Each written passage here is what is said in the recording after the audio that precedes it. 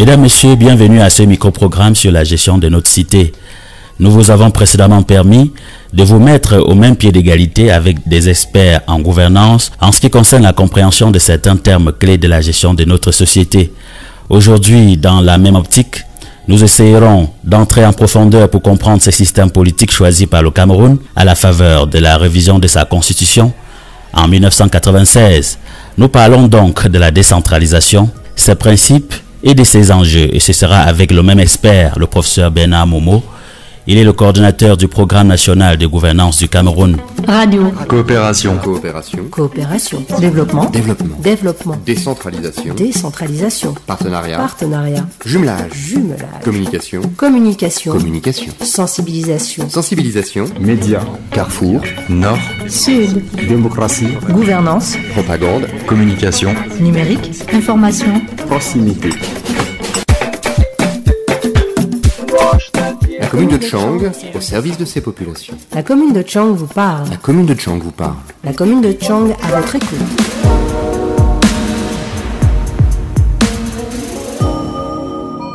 Bienvenue, professeur. Merci. Juste un rappel, c'est quoi la décentralisation, professeur? Écoutez, je rappelle, c'est le processus par lequel l'État transfère aux collectivités territoriales des compétences et des moyens pour la gestion de leur collectivité et qui fait en sorte que les gestionnaires sont issus même de la collectivité et sont désignés par voie d'élection. Nous allons aller pas à pas pour permettre à nos auditeurs d'avoir le même niveau de compréhension de ce processus en évoquant à chaque fois un des principes de la décentralisation que vous allez nous expliciter par la suite.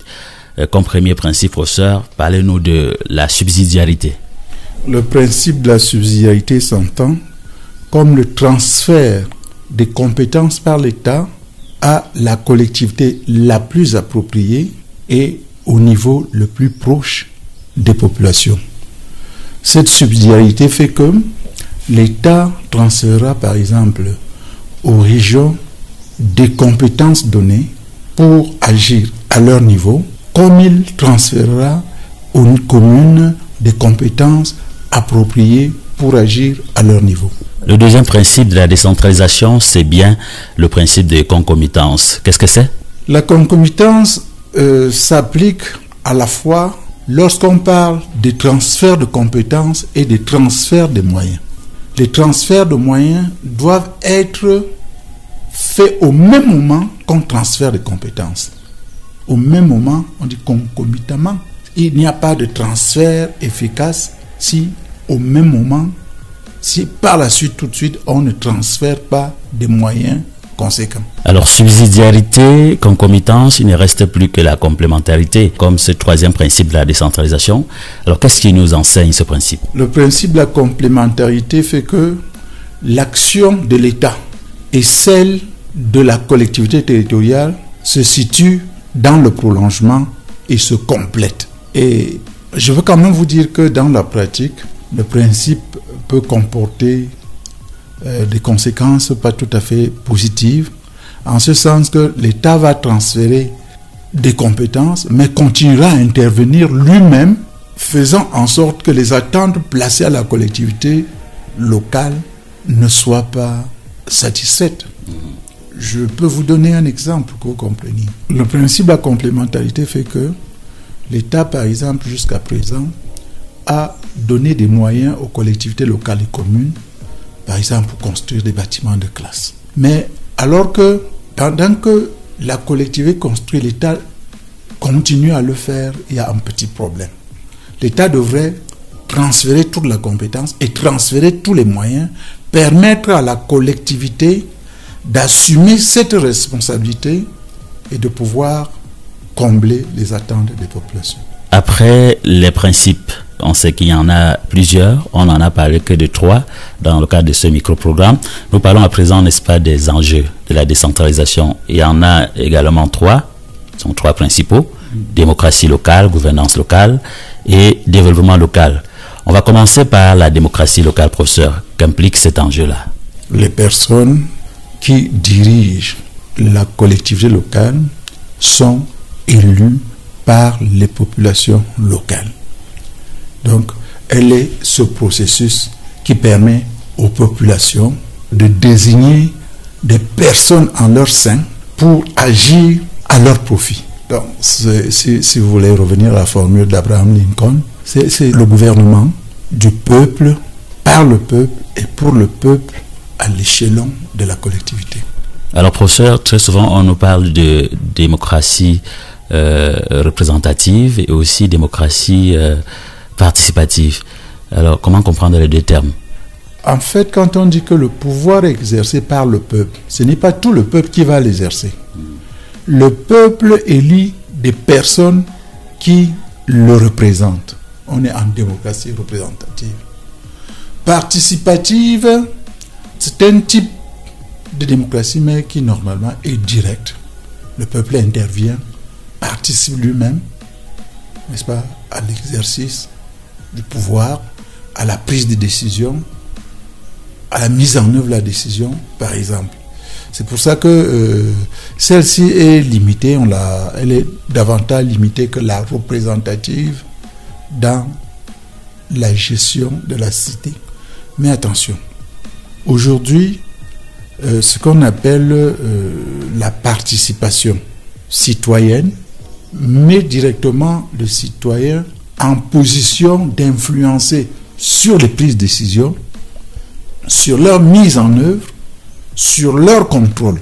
Mais il s'agit également d'un processus qui est aménagé. En l'état actuel au Cameroun, ce n'est pas suffisamment aménagé pour avoir l'impact souhaitable. Mais dans tous les États modernes, cette démocratie participative s'installe. Elle s'installe dans le cadre de ce qu'on appelle désormais le gouvernement ouvert et qui fait que les citoyens ont la possibilité d'intervenir davantage de manière directe que par le passé. Est-ce qu'on devrait quand même comprendre que, en ce qui concerne, n'est-ce pas, l'action publique à Tchang, que les populations, les citoyens qui nous écoutent, devraient tout de suite cesser de dire telle chose c'est l'affaire de la commune, telle chose ça ne nous concerne pas? Ah, bien entendu. Un des impératifs de ce qu'on appelle le gouvernement local, qu'il soit au niveau national ou au niveau de la collectivité, c'est d'aménager des passerelles pour que les citoyens interviennent. Mais tant même que ces passerelles ne sont pas aménagées, le citoyen a le droit et doit pouvoir suivre ce qui se fait au niveau de la gestion locale, donner son opinion par tous les moyens légaux possibles. Dans le cas de la gestion des déchets, c'est la collectivité, c'est la commune qui a la responsabilité première d'assurer l'enlèvement. Mais il se trouve que si en aval, les populations, en amont je dois me dire, les populations n'ont pas pris de dispositions pour mettre leurs déchets dans des sacs, les ensachets, les mettre à des endroits précis pour faciliter l'exercice de cette compétence-là, elle va s'exercer mal. Et parce que la population intervient à un niveau de ce processus, elle a le droit de pouvoir faire entendre sa voix. Donc, en fait, la gestion d'une collectivité locale comme la commune est l'affaire de tous. Et c'est pour ça peut-être nous reviendrons sur les acteurs.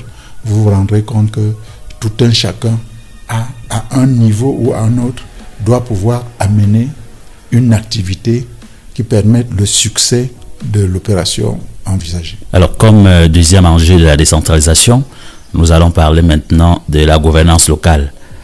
C'est un terme que nous avons déjà évoqué précédemment dans un autre micro-programme, mais concrètement, à quoi renvoie-t-il ce terme-là? La gouvernance, en gros, je vous ai dit que c'est la bonne gestion de la chose publique, des affaires publiques. Quand on dit local, c'est celle-là au niveau local. Mais si vous voulez une définition générique, c'est la manière, la façon dont le pouvoir au niveau local est exercé et les décisions prises. Or, cette manière, cette façon, pour qu'elle soit qualifiée de gouvernance, doit être bonne, la meilleure possible. Parce que, je ne l'ai pas dit, de tout temps il y a gouvernance, mais il y a des mauvaises gouvernances. Dès l'instant, on ne devrait pas en parler. On parlerait de mal-gouvernance, alors que quand on dit gouvernance, tout court, c'est la bonne. Quand elle est mauvaise, c'est mal gouvernance. Alors, la bonne manière de gérer la cité, de prendre la décision, constitue la bonne gouvernance locale. Nous avons la chance que vous soyez celui qui coordonne le programme qui, dans notre pays, encadre tous ces processus-là. On y reviendra dans un autre micro-programme un peu plus en profondeur, n'est-ce pas, pour parler de la bonne gouvernance, les clés, tout ce que ça peut impliquer. Alors pour terminer, parlons du développement local. Tout le monde peut bien comprendre ce à quoi renvoie le terme développement, mais comme enjeu de la décentralisation, puisqu'avant une certaine date, on n'en parlait pas assez. Alors, qu'est-ce que cette notion implique comme changement dans la façon de faire des élus, des citoyens et d'autres acteurs? Beaucoup d'administrations ont cette mauvaise manière de vivre et de survivre pour elles-mêmes. Si on fait de la bonne gouvernance au sein de la collectivité, il y a une finalité.